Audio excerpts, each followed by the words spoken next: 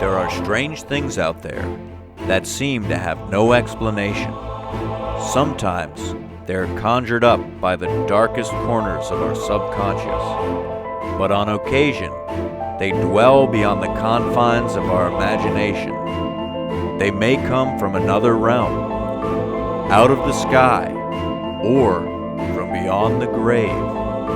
Once they reach out from beyond the veil, the line between dreams and reality fades. It's our job to investigate these reports and compile the Virginia Paranormal Case Files.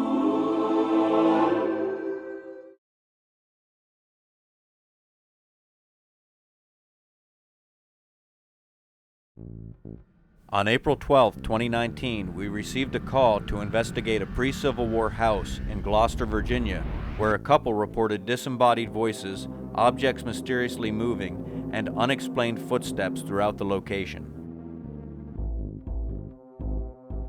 I hear the front door open and shut, and then I was like, okay, that was kind of weird. And then I was like, whatever, and I closed my eyes again, and then I heard someone like standing over me go, "Joe's here." And it scared the crap out of me. I sat up, I was just like, well, what in the world? And so I got up, I went to the living room, nobody was there. I went to the kitchen, the door was shut, and I peeked out the window and Joe's car was coming around the corner. And I was just like, okay. So I just brushed it off. I was like, it was my subconscious, like, telling me you're falling back asleep, you need to wake up. We were in the kitchen and we were cooking, and I was doing dishes, and I cut the water off, I wiped down the sink, I turned around, put something in the microwave, and the water cuts on. And I thought Michael had cut the water on. And I turn around and he's putting water bottles in the sink. And I go, "Why'd you cut the water on?" He goes, "I didn't cut the water on. I thought you cut the water on." I was just like, no, I wasn't even anywhere near the sink. And I look over and the bowl in the sink is rocking. And I was like, cut the water off. It's probably the water, the vibrations making the bowl move. So he cuts the water off, the bowl stops moving, we're looking at it, and then next thing you know, it looked like somebody took their hand and whacked the bowl. And the bowl, hit the side of the sink, and then just, it was rocking, and then it stopped. Jeez. We were like, okay. So apparently something's going on, but we're not talking about it. This is our sanctuary, nothing freaky's going on. Yeah. And that's when I noticed that every time something weird happened, I have a picture of my pawpaw and my Grammy, and my pawpaw's picture will start to slip out the picture frame. Oh. I've hit the wall. I've watched when the other tenants go up and down the steps. Yeah. Trying to explain as to why this picture frame it starts to slip out. It never does. It stays up there until something weird happens, and then it starts to slip down. We've had objects move. We've had things that you put in a bedroom, you shut the door, you leave, and you come home, it's in the kitchen. The thing that set me over the edge was it scared my dog so bad she peed on the ground. Oh, wow. And I was like, okay, I want somebody to come out here. I know I'm not going crazy. I can't catch any physical proof of it. The dogs will be chilling on the sofa, and then they'll just stop. And it's they're listening to something, and then both of them at the same time jump down and will run to a certain point in the room, or they'll run to the front door like someone's at the front door. Then, the terrifying image of a ghostly woman began to not only haunt the couple's house, but invaded their dreams as well. The footsteps will come through the kitchen door. It'll sound like someone opened and closed the door. They'll go through the living room, through the kitchen into the living room, and stop by the bedroom door. Oh. And it always stops by the bedroom door. It never comes into the bedroom, but it always stops at the bedroom door. I wouldn't tell anybody what I saw, because it wasn't human. It was it was a human body, but her face was distorted, and it looked like she had been mummified, and she had brown frizzy hair, and she was yelling at me. Her mouth was open like she was yelling at me, but I didn't hear anything. You didn't hear anything? Nothing. I didn't tell anybody. I just said I saw something. I don't feel comfortable. I don't want to come back. Yeah. And I was at the store, and I was leaned against the table, and the register was right there, and I swore I saw someone standing at the register. So I walked around and I said, "Hi, how are you?" "Oh, okay, no one's there. And Esther looked at me, she goes, what are you doing? I was like, you didn't see someone standing there? She was like, no, absolutely not. I was like, well, that's cool. Like, that's And you fine. think it was the same woman? Same frizzy hair. I didn't see the face, but same frizzy hair and same, like, the top part on the shoulders, I could see, like, the same type of, like, blue, purpley, velvety, like, fabric. Oh, okay. And then time went by, and I kept seeing what looked like her peeking behind the shelves in the back of the store. I was like, okay, like, whatever, just shadows. It's not anything. And my boss's daughter, me and her were working, and she said, oh, hey, May. And she came around the thing, and she goes, oh, that's not May. And I was just like, what did you see? And she explained the same woman I saw, and she goes, I thought it was May. And I was just like, don't tell me you saw her, because that means that I'm not, like, okay, You're not like, hallucinating. I'm not hallucinating, Yeah. but it's also very freaky, because, like, why is this Yeah. person following me? Well, I went to work one night, I went in at 7 p.m., and he called me at, like, 11. He said, hey, I just had a really weird dream. Do you have a minute to talk? And I was like, yeah, you know. He was like, so I was asleep when you left. He said, I just woke up a little while ago, and I had a really weird dream. We were in a house that we had never been in before, and it was confusing because it was like our house, but he had no idea Where to go. where to go. The house Yeah. was confusing. It was like it kept moving, the hallways kept changing, and he was talking to me, and the lady was behind me. And he explained the lady to me, and he said she was screaming, but I couldn't hear her. And I kept asking you, do you see her? Do you see her? And I was like, no, no one's here, no one's here. And he was like, she's right there, she's right there, she's yelling at me. Yeah. And he said she had like a blue dress on, and she had brown frizzy hair, and her mouth was open, and she was like very old. And I was just like, yo, shut up. like, no, you did not just dream about the lady who's literally been stalking me for like the past month. And then I saw her in the bedroom. After interviewing the client, the team conducted a baseline sweep of the location. Oh, dude, they were like really low all over the house, except for like the normal stuff like appliances. I think there's one spot in the bedroom, but we said that was like a fuse box or something maybe, some like wiring. But everywhere else is pretty low. So if we get anything over the course of the investigation, we know it's going to be something that wasn't here to begin with. Linda and Brooke attempted to eliminate any rational explanation for the moving pictures. So the client has a couple of pictures. These are her grandmother and grandfather, and she took care of them in some of their last days of their life. So she has their pictures here. They're both the same frame, but she says whenever there is paranormal activity that's occurring in the house, for some reason the picture that is in the frame of her grandfather tends to slip down out of the frame. And even on one occasion she came in and she found that the whole picture frame was tilted at an angle, and she didn't have any explanation as to why this would occur. Now, there is a door here. This is a huge farmhouse that was divided up into apartments a long time ago. So when you pass through this door, you go into the foyer of what would have been the old house. And from there, you can go up the stairs to other apartments. So it could possibly be that there is a little bit of vibration in this wall from people walking up and down the stairs. Now, she said herself that she's tried to debunk this, tried to make the picture slide down out of the frame, and she's never been able to do it. And even as you see, I mean, you can really pound on this wall really well, and that picture will not slip down out of the frame at all. Now, she's also taken the backing off of this photograph, this frame, and switched it with the one that was her grandfather's, thinking that perhaps it's something about the backing. And still, it's only the one that's the grandfather that slips down out of there. I mean, I don't see, I just can't on a even little see. nail. Yeah, I mean, there's a little slot in the bottom of it where you can see the thing, could slip down out of there, but Yeah, it's just attached pretty well. it has a little lip there, yeah. But even if you shake it. Yeah. The back part comes down, but then you've got like all this cardboard underneath of it, so Right. it keeps the picture. Pressed against the front. Yeah. Yeah. I really don't see any reason why that thing would slip down at all without bringing the backing and the cardboard out with it. Yeah. Or knocking this one off Right. completely too. No. But even tapping on it, like nothing seems to make that picture come down out of there. Yeah. And she said that was the same frame that like it fell out of, because she said she changed like the backs. Right? Yeah, she And it changed still the happened. cardboard back. Yeah, but and it still happened. it still happened. Because it looked solid, because y'all like took it down and. I Yeah. know. That's weird. Yeah. That's That kinda is weird. Yeah, that is kind of Yeah. weird. And it makes you wonder why it would be the grandfather, because she Yeah. took care of both of them in their last days. So why specifically the grandfather? After examining the pictures, the team decided to conduct an EVP session in the bedroom where the spirit of an old woman has been seen.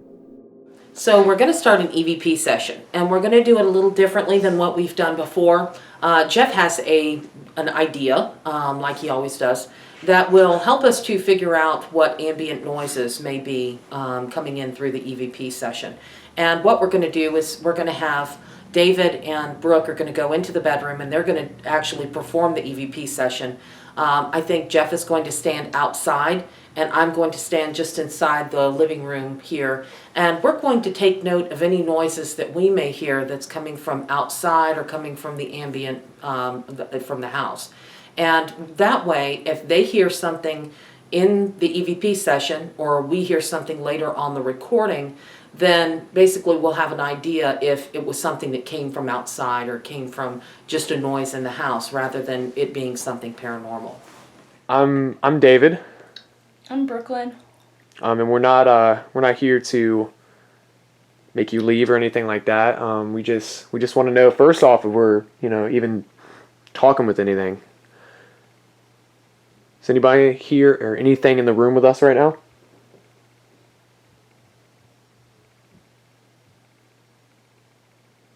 That may have been sounds from somebody on the other end of the house going up the stairs or something. Mm-hmm. Is there a female spirit here?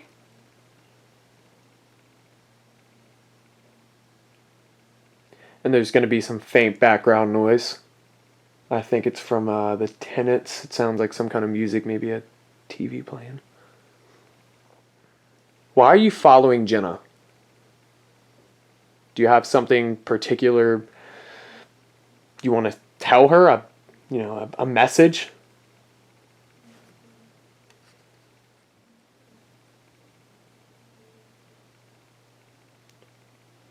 Are you the one that's knocking down the picture of Jenna's grandfather? And if so, why are you doing that?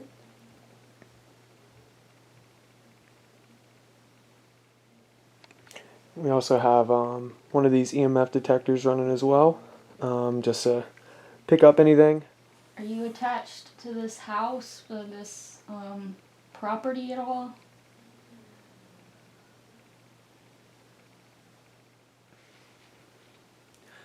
How many entities are with us, or even, in this house right now? Is it just one? Because it seems like there might be many, or at least a few. Something's messing with the dogs. Why? Why are you even here?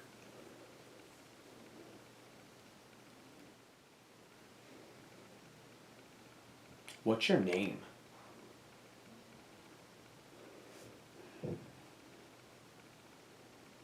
I mean, I'll tell you what my name is. I'm David. That's Brooke.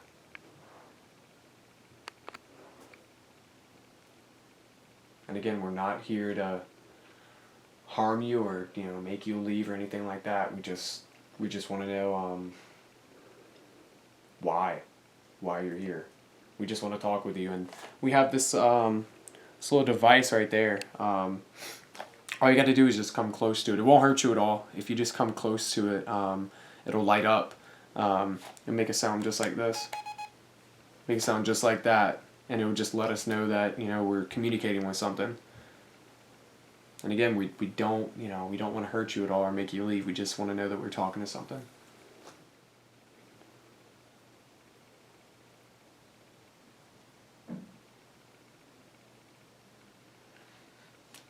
I'm not sure if that was the tenant. That was a knock though. From somewhere else in the house.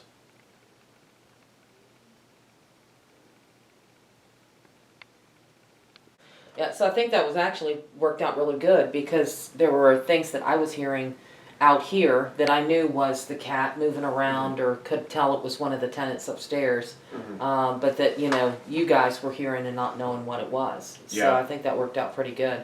But you said you heard like a knock or something at one point, right? Yeah, we heard a knock, and it was like what after I can't remember if you and me asked it to just say like give us a sign, like a Yeah. sound or something. Yeah. And we heard like a really significant knock like right behind us. Oh, okay, And okay. then it sounded like those coming from like somewhere else in the house though. Yeah, Kind I of. didn't really make note of it at first because I'm like, it kind of sounded a little faint because we had asked it to knock like somewhere over here and Yeah. you said something about the jackets. Yeah. And Yeah.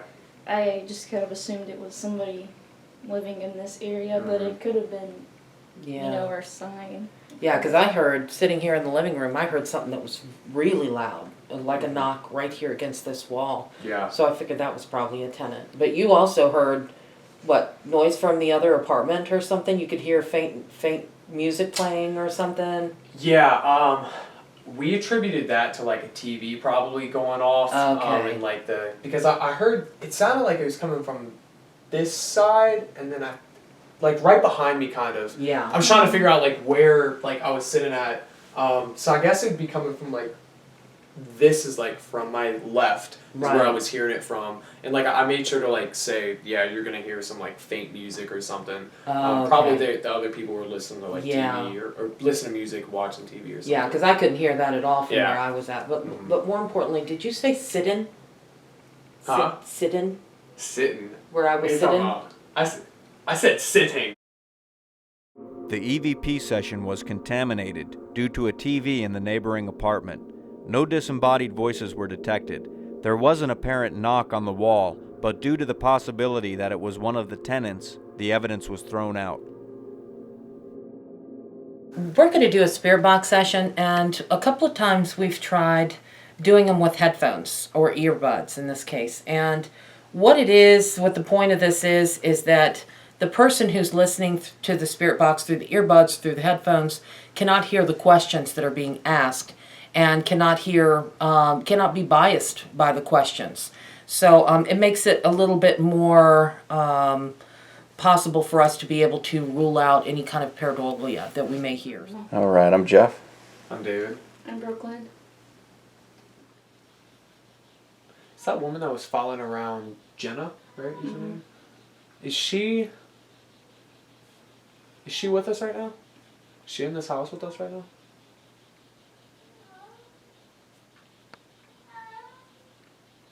It's weird because the cat just like started Yeah, howling. the 'Cause- cat's yeah, we not literally happy. started doing this. Like we already did like an EVP session. The cat was quiet, Yeah. and same place, nothing else happened. Like I haven't heard that cat meow since we've been here. I haven't either. Yeah. What is your name?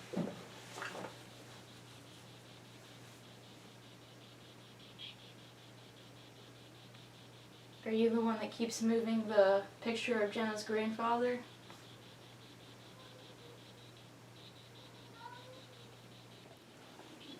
Do you have some sort of message? Do you want to tell Jenna? Is that why you keep moving the pictures? Is that why you just keep doing a lot of weird things? What is that message if you have one? Did you appear in Michael's dream on purpose?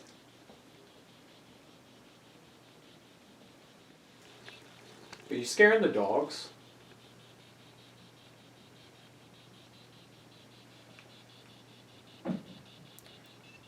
So far, just a couple of bits of radio chatter coming through. There's not actually a whole lot coming through. Nothing more than radio chatter seemed to come through the spirit box.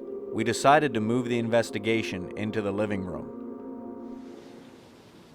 All right, I'm Jeff. I'm David. I'm Brooke. That's Linda over there.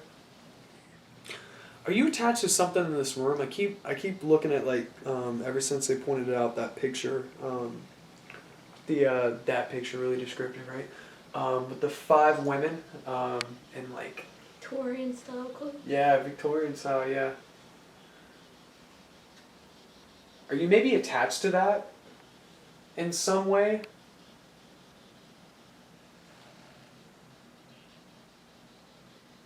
Either I don't give a damn. Okay. That's what it sounded like. I don't give a damn. The guy. You know, I'm almost thinking that like we're getting residual stuff because it's nothing like really applying to our questions and stuff. It's kind of like just background noise that we're getting in fragments. So I'm almost thinking like we're just getting pieces of a conversation that was going on, you know, way back when, you know? I mean, does that make sense, you know? Like, because nothing, it doesn't seem intelligent. I mean, nothing that I've noticed really, except that, the apparition thing, but this makes sense. What don't you give a damn about? Like, are you, the picture, like, did that anger you in some way?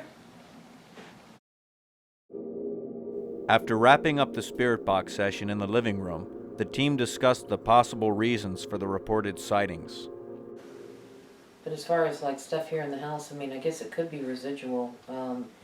Even a residual haunting, you know, if the animals see it and experience it, it might be enough to scare them. Yeah. If they're not used to seeing it. But I don't know. I'm thinking that that woman she saw was from something else, like that might have happened around here, because that's what you like Jeff mentioned earlier. He said something because I asked like why would some stuff like just randomly start happening like out of nowhere. Yeah. And then he said something like would have to happen. So I'm wondering if something happened to like somebody within a certain mile radius, because she said she was like sensitive all her life. Right. So something that might not have even happened to her, something might have happened to somebody else. Yes. And now that they can sense that she's sensitive, Right. is drawn to her. Drawn to her. And that is why. You know what I mean? Yeah. So it might not have she might not have any idea like what this thing is. Yeah, No that's correlation, true. no anything, you know. Yeah. And it's just, and you would just never know. You never would know. Yeah. Yeah, and she said her grandparents, the first place she saw it was 2 minutes down the road. Yeah. Which I find kind of interesting because it's in such close proximity to where she lives now. Yeah. And then, of course, the other place she saw it was right over here where she works, right, you know, across the yard. So, I don't know, that seems kind of, I can't say whether that's something that's attached to her from somewhere way back in life and it just somehow manifested itself like that, or if it was something that that was attached to this piece of land, perhaps a very, very old house. But I don't know. Yeah. Just when we were talking with the spirit box, just kind of out of nowhere, Linda said 6 years ago, and that really wasn't in connection with anything we were asking it, but we will dig into 6 years ago and see if it correlates with anything. But it didn't really. It was pretty random. None of the responses obtained from the spirit box seem to directly relate to the location or the paranormal activity experienced by the residents. The team believes that the activity is mostly residual. The lack of evidence doesn't imply that the location is not haunted. The residents are in the house on a regular basis and more prone to experiencing the anomalies. VAPI intends to return to this location for a follow-up investigation and keep returning until the client's concerns are resolved. As of now, they don't feel threatened by the spirits, nor do they feel that the entities are malevolent.